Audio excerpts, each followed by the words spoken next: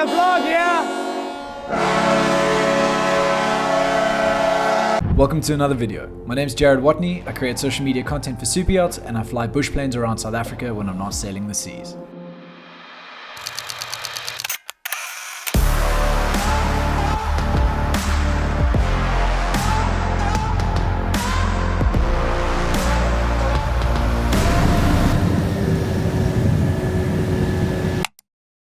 Hey everybody, welcome to the West Palm Beach International Boat Show. I've been bouncing around the Caribbean for the last few weeks, the Bahamas and now Florida. It's been one hell of a time and I've been updating you on board these vessels as I do so.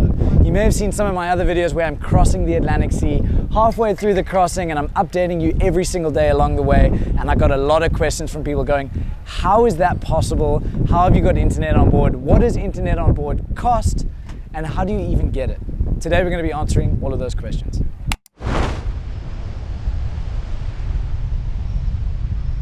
I can tell you stories, and I've actually removed a YouTube video from back in the day where the captain and I were literally driving around different islands in the Mediterranean looking for the best reception possible so that the owner could watch Formula One.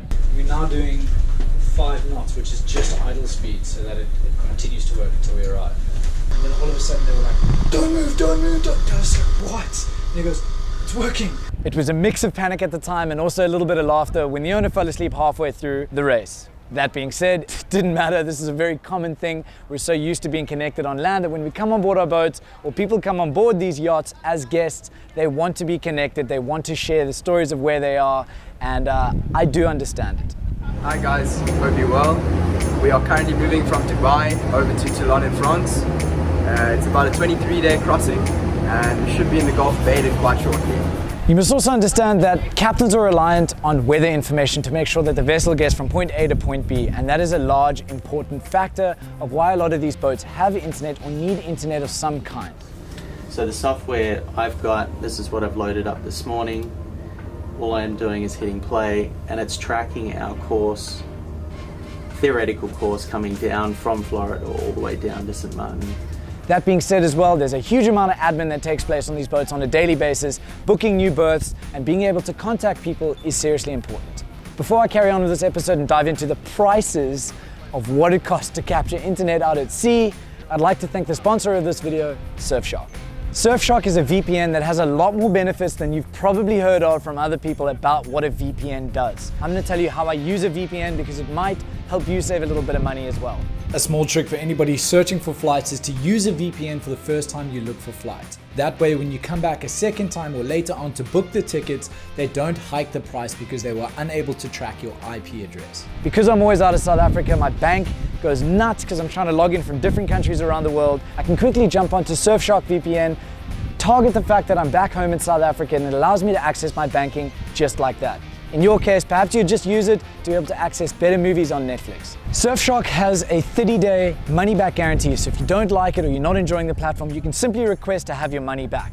Another way of saving money is being able to use my link down below, which will get you 83% off your purchase as well as 3 additional free months. Or just use Watney at checkout.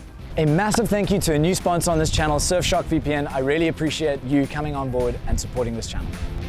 Hey guys, currently 100 miles offshore. We are heading from West Palm Beach, to Barcelona. It should take us about 14 to 16 days. As you can see, weather's not too bad at the moment. It was reported to be a little bit rough, but it's okay. Pots are still staying on the stove. If you'd like some updates, just follow my stories. I'll be posting Atlantic crossing if the internet stays pretty decent, and some food. So yeah, stay tuned. Okay, let's talk a little bit about pricing of internet out at sea. There are 2 different ways that yachts often connect to internet. One is shore-based, meaning that they use cell phone towers like many of us do on our phones, except we've got range extenders on the mast that allow us to kind of get a little bit further than what a cell phone does.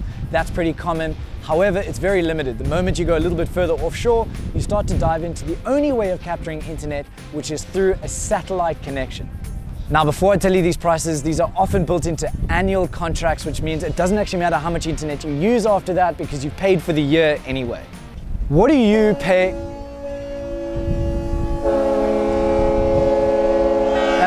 That's what it sounds like when the boat show ends.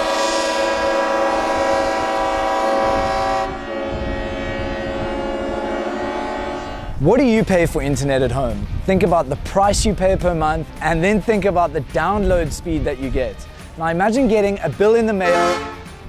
I swear people are doing this on purpose. Imagine getting a bill in the mail for $3,000 a month for half a megabyte of download speed.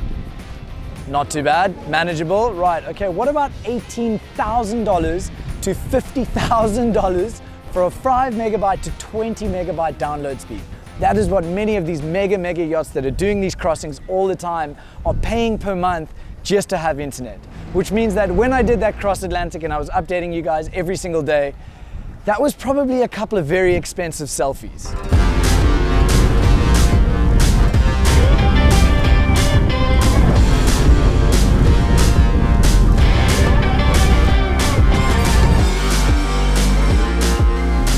So it's pretty common to do a halfway party.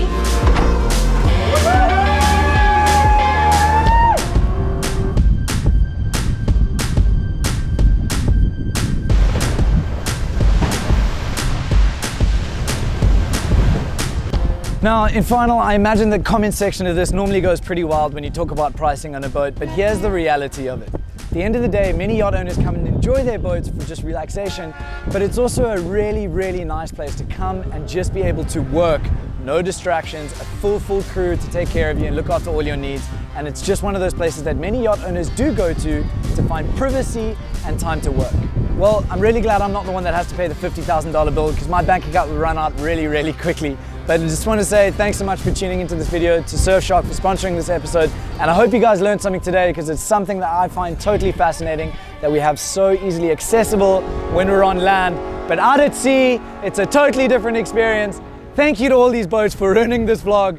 I'm done, this boat's leaving. Let me show you what that looks like. My name's Jared Watney, thanks for subscribing, and we'll see you guys on the next one. That was a lot of interruptions.